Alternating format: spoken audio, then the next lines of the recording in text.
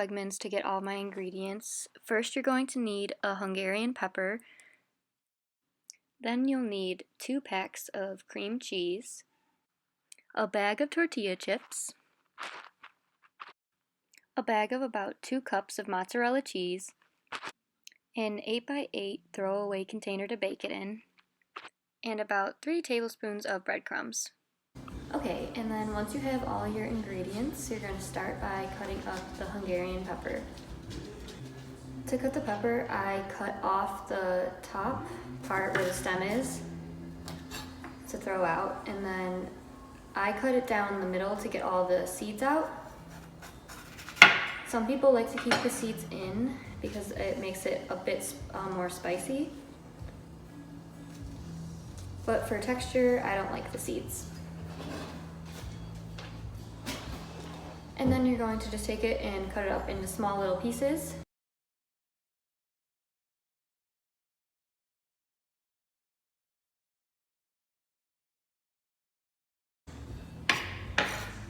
And then I just put it into my throwaway container.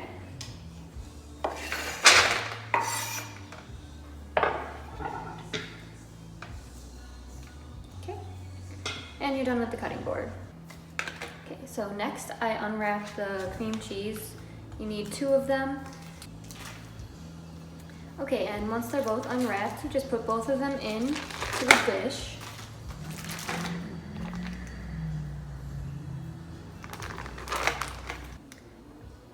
Okay, next we just add an entire bag of mozzarella cheese.